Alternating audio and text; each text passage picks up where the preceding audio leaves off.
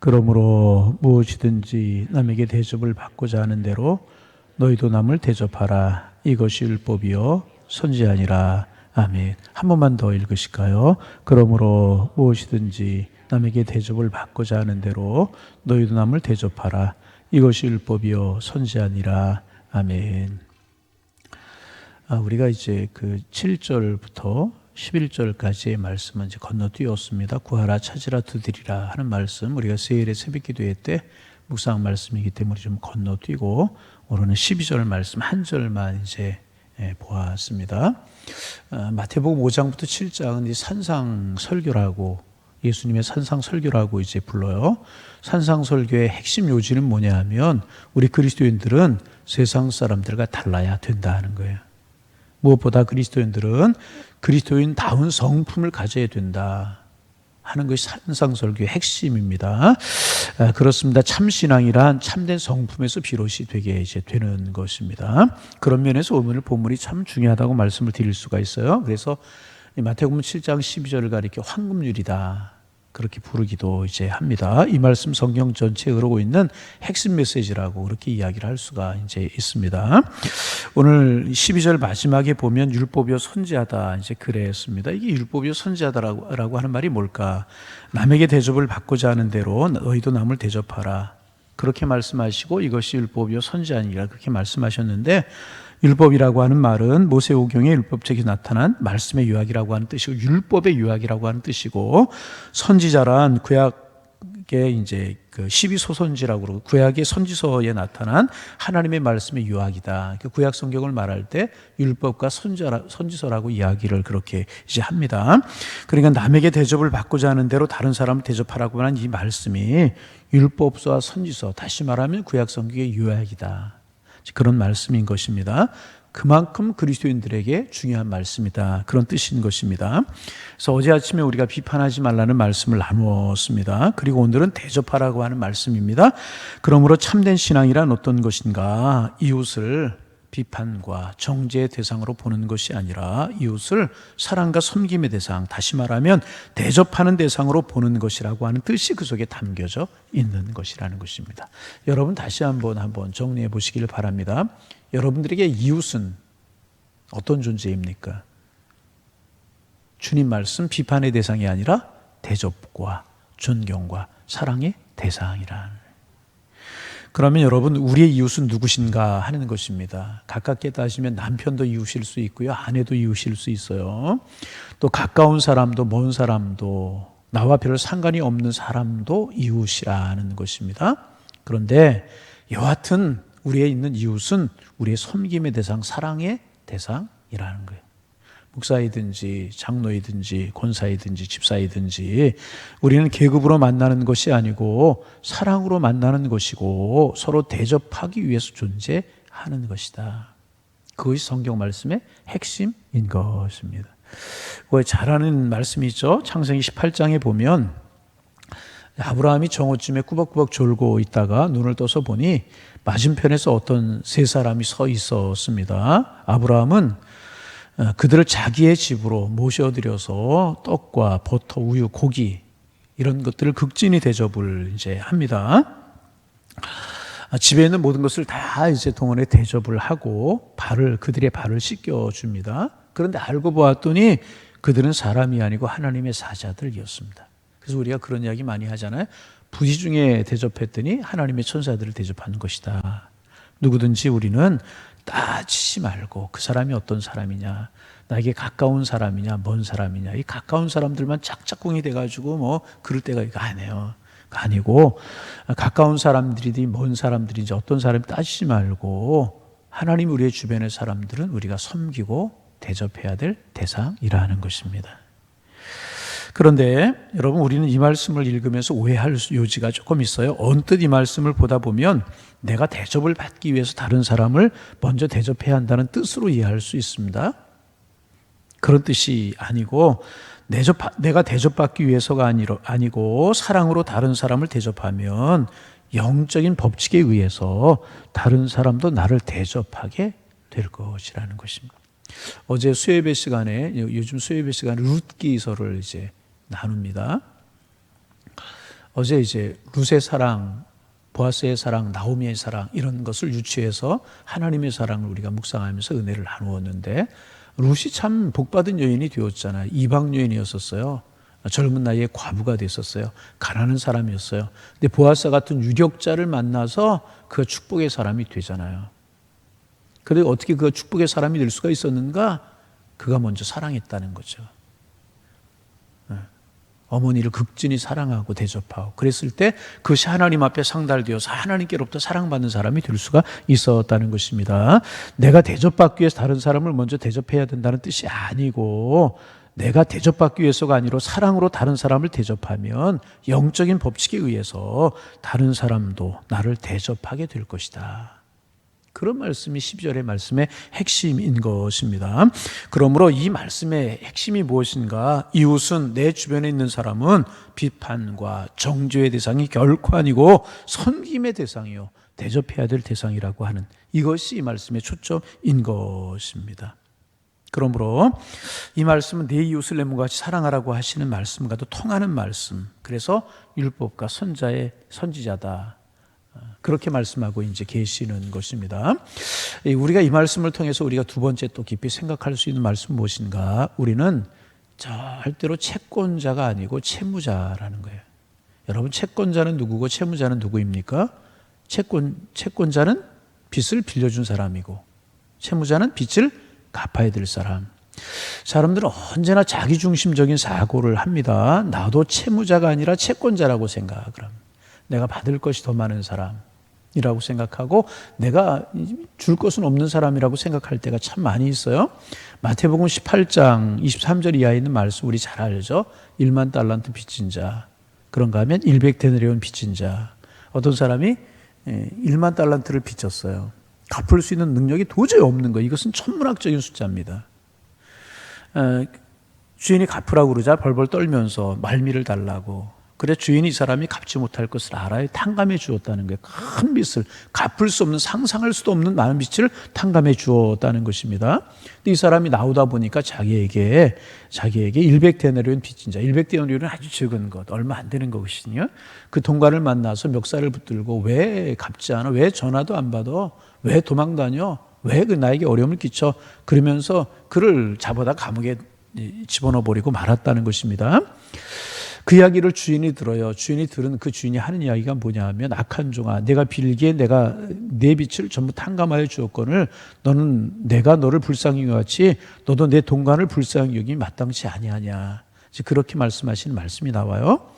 여러분 무엇입니까? 우리는 하나님 앞에 큰 빚을 탕감받은 사람들이라는 거예요. 우리는 하나님 앞에 빚진 채무자였다는 것입니다. 그런데 탕감받았어요. 그러기에 우리는 항상 이 채권자의 입장이 아니라 채무자의 입장에 서야 된다는 것입니다. 채권자는 언제나 당당하고 교만하고 지배자의 입장입니다. 반대로 채무자는 고개를 들 수 없는 죄인이요 기가 꺾여 사는 비참한 처지에 있을 수밖에 없는 사람입니다. 우리 그리스도인들은 모두는 하나님 앞에 큰 것을 탕감받은 채무자이라는 것입니다.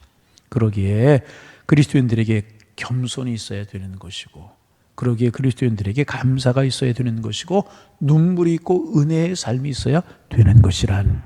그러나 이런 은혜를 받았음에도 불구하고 자기가 100데나리온의 빚을 진 사람에게 악한 채권자의 모습을 가지고 산다면 그래서 정죄하고 그래서 괴롭히고 비판하고 그런다면 얼마나 이 사실이 우스운 사실이겠습니까? 예수님은 우리가 겸손한 채무자, 엄청난 빚을 탕감받은 채무자의 이제 모습으로 우리가 살기를 원하는 것이고 그런 모습이 어떤 것이냐? 겸손하게 대접하고 사랑하고 축복하는 모습이라는 것입니다. 여러분 그런 모습으로 우리가 살게 되기를 소망합니다. 세 번째로 하나님은 우리의 삶이 사랑과 섬김의 삶이 되기를 바라고 계신다는 뜻이 이 속에 담겨져 있는 것입니다. 로마서 이제 13장 9절 이하에 보면 사랑엔 거짓이 없나니 악을 미워하고 선에 속하라. 형제를 사랑하고 서로 우애하고 존경하기를 서로 먼저 하며 부진하게 게으르지 말고 열심을 품고 주를 섬겨라. 그 다음에 소망 중에 즐거워하며 환난 중에 참으며 항상 기도에 힘쓰며 성도에 쓸 것을 공급하며 손대접하기를 힘써라. 또 베드로전서 4장 7절 이하에 보면 말씀의 마지막이 가까웠으니 그러므로 너희는 정신을 차리고 근신하고 기도하라. 무엇보다 열심을 품고 서로 사랑할지니 사랑은 허다한 죄를 덮느니라. 서로 대접하기를 원망 없이 하라. 그렇게 말씀하고 계십니다. 그리고 오늘 성경에 너희는 남을 대접하라. 그렇게 말씀하고 계십니다. 이 말씀 속에서 그리스도인들의 삶의 본질을 볼 수 있는 것이라는 것입니다. 그리스도인들의 가장 행복은 대접받는 삶이 아니라 대접하는 삶이라는 거예요. 섬김받는 삶이 아니라 섬기는 삶이라는 것입니다. 그래서 정말 기쁠 때는 여러분 그렇잖아요. 우리가 무엇을 받을 때가 아니라 정말 기쁠 때는 무엇을 줄 때가 기쁜 거예요. 자기의 것을 나누어 줄 때 천국의 행복이 느껴지기 시작하게 되는 것이라. 예수님 우리를 위해서 자신을 송두리째 던져주셨잖아요. 이것이 하나님의 기쁨인 것입니다. 외아들 아낌없이 내어주시고 십자가에 죽게까지 하시면서 그 모습을 보시고 우리를 구원되는 그 모습을 보시고 하나님이 기뻐하셨다는 것입니다. 우리 속담에 가는 말이 고와야 오는 말이 곱다. 잘 모르세요? 가는 말이 고와야 오는 말. 그런 말이 있어요. 그러나 성경은 반대입니다. 내가 먼저 적극적으로 사랑하고 대접하라. 먼저 가는 말이 고와야 오는 말이 곱다가 아니고 먼저 사랑으로 대접하라. 그리하면 다른 사람이 너를 사랑으로 대접하게 될 것이. 항상 내가 먼저. 다른 사람이 나에게 잘해주기 때문이 아닙니다. 다른 사람의 대접을 받기 위해서가 아니라는 것입니다. 내 안에서 그를 향한 끓어오르는 사랑의 정열과 헌신 때문에 내가 먼저 사랑하는 것이라. 그 사랑의 표현으로 그 사랑의 표현이 대접하는 것으로 나타날 수 있다는 것입니다. 그러면 우리가 이제 이 말씀을 구체적으로 어떻게 적용할까? 이웃 사람들 불러서 대접해야 될까? 어떻게 적용할까 하는 것입니다. 이 말씀을 실제적으로 우리의 것을 함기 위해서 몇 가지 우리가 해야 될 것이 있는데 첫째는 뭐냐 하면 하나님을 사랑하는 것입니다. 누구를? 하나님을. 마태복음 22장 37절 이하에 보면 예수님께서 우리가 잘 아는 말씀 내 마음을 다하고 내 목숨을 다하고 내 뜻을 다하여 주 너희 하나님을 사랑하라 하셨으니 이것이 크고 첫째 되는 계명이요 둘째도 이와 같으니 네 이웃을 이웃과 같이 사랑하라 하셨으니 이 계명이 율법과 선자의 강령이라. 여기도 율법과 선자라고 그랬어요. 이웃을 자기 몸과 같이 사랑하는 비결은 하나님을 마음과 뜻과 정성을 다해 사랑하는 데 있다는 거예요. 하나님을 진정으로 사랑하게 되면 여러분 하나님을 진정으로 사랑하게 되면 이웃을 자연스럽게 사랑하게 된다는 거예요. 바꿔 말하면 이웃을 대접하고 섬길 줄 모르는 사람은 하나님 섬기는 것도 가짜라는 거예요. 항상 신앙의 방향은 두 가지. 수직적인 관계, 하나님과 우리의 관계, 수평적인 관계, 이웃과 관계인데 이것이 둘이 아니고 하나라는 것입니다. 하나님을 진정으로 사랑하게 되면 자연스럽게 이웃을 사랑하게 되는 것입니다. 처음에는 자기중심의 편견이 있는 사랑을 하게 되지만 하나님을 진정으로 사랑하게 되면 하나님의 심정으로 이웃을 사랑하게 된다는 거예요. 이웃을 사랑하고 대접하려면 먼저 하나님을 뜨겁게 사랑해야 된다는 거예요. 여러분 하나님 사랑하십니까? 이웃을 사랑하게 될 것이라. 두 번째 이 말씀을 실천하기 위해서는 언제나 다른 사람의 입장에 서야 된다는 거예요. 다른 사람의 입장. 자기가 싫고 귀찮은 것은요 상대방도 싫고 귀찮은 거예요. 이 사실 우리가 알아야 되고 반대로 내가 좋은 것은 상대방도 좋은 거예요. 자기 입장에 주장하면 모든 것이 풀리지 않아요. 그 사람의 입장에 생각하고 그 사람 입장에서 볼 줄 알아야 될 거예요. 그럴 때 우리는 다른 사람을 쉽게 사랑하고 대접할 수 있게 될 것이라. 첫째는 하나님 사랑하고 둘째는 항상 그 사람의 입장에서 상대방의 입장에서 여러분 우리 이런 모습이 우리에게 있어지기를 소망합니다. 세 번째는 이 말씀을 이루는 또 하나의 방법은 다른 사람을 긍휼과 거듭남의 입장에서 보는 것이에요. 긍휼과 거듭남의 입장. 이것이 하나님의 관점이기도 이제 한 것입니다. 여러분 우리에게는 양면성이라고 하는 것이 있어요. 그런데 하나님께서는 우리의 절망적인 부분을 보지 아니하시고요, 긍정적이고 소망적인 부분을 보십니다. 하나님은 항상 그러십니다. 그래서 하나님은 결코 우리를 포기하지 아니하신다는 거예요. 그 하나님은 우리의 단점보다는 장점을 보십니다. 우리의 죄의 크기보다는 우리의 회개의 크기를 더 크게 보시는 분이십니다.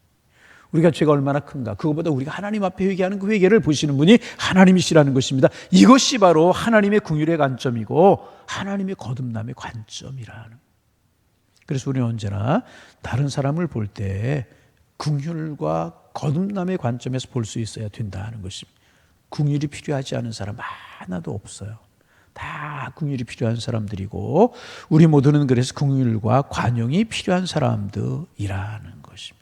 항상 긍휼하게, 긍휼의 관점에서, 거듭남의 관점에서 볼 수 있어야 될 것이라는 것입니다. 오늘 본문 이렇게 말씀하십니다. 남에게 대접을 받고자 하는 대로 너희도 남을 대접하라.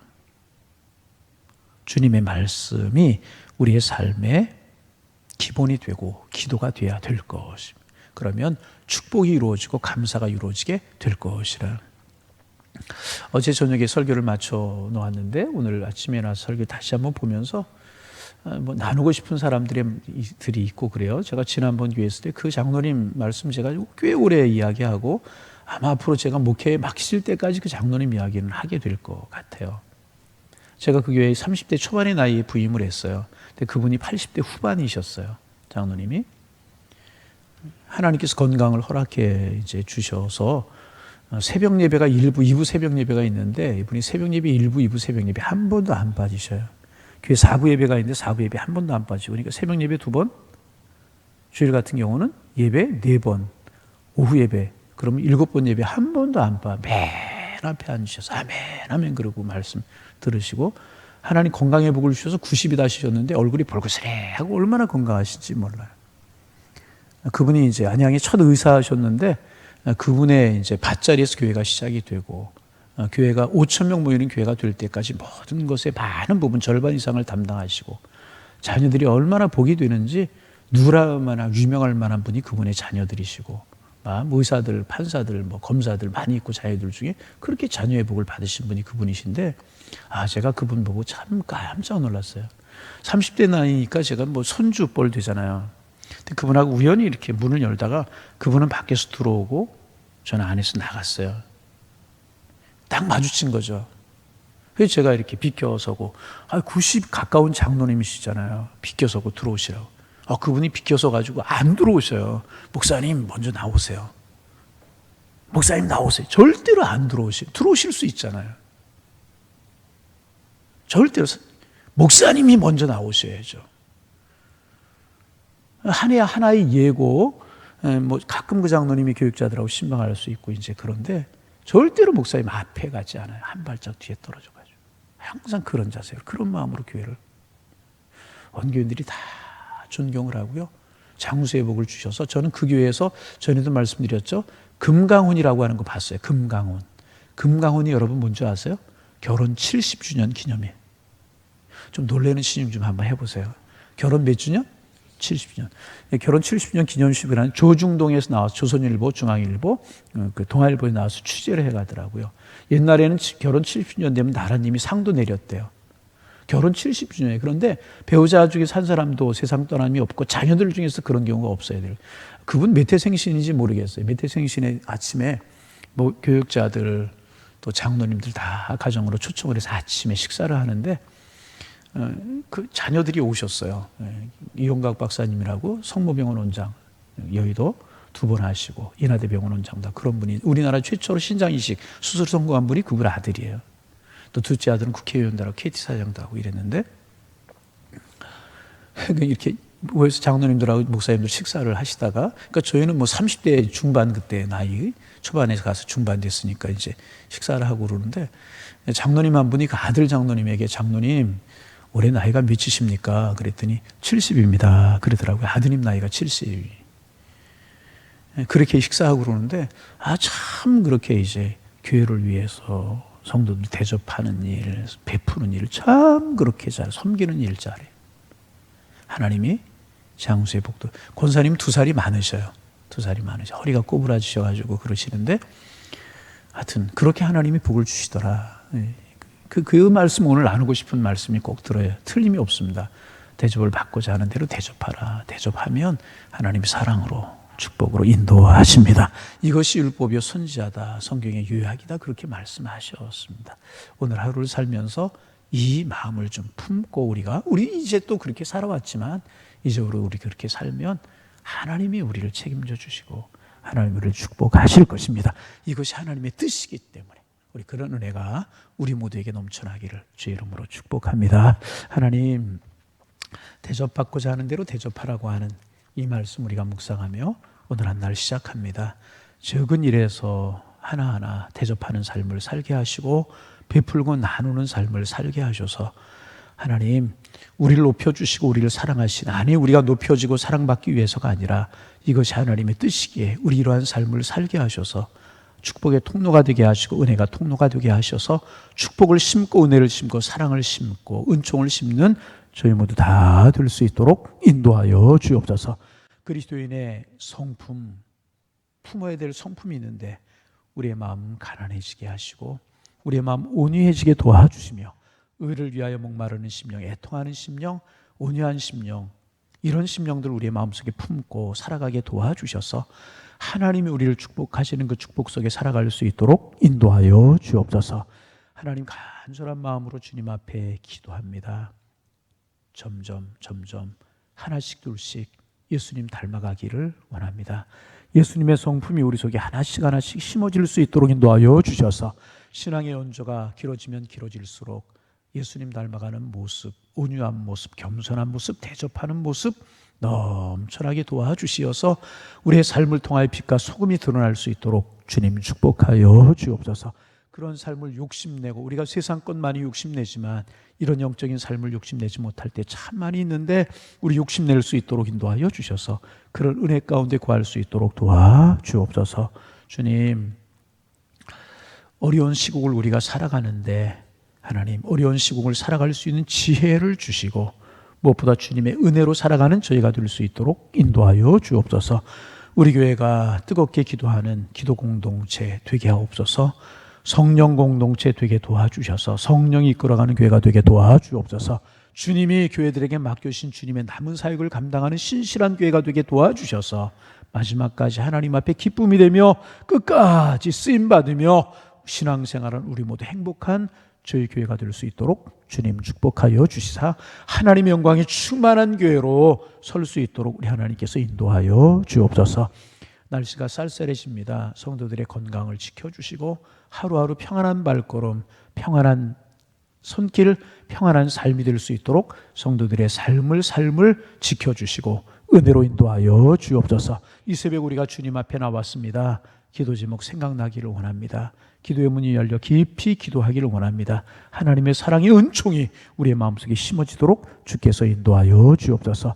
자녀들은 학교에서, 우리들은 일터와 또 직장과 사업장에서, 가정에서 하나님 사랑하며 축복하며 대접하는 삶을 살아가게 하셔서 오늘도 행복하고 아름답고 복이 되며 하나님 앞에 영광이 되는 날이 될 수 있도록 주님 축복하여 주옵소서. 예수님의 이름으로 기도하옵나이다. 아멘. 하늘에 계시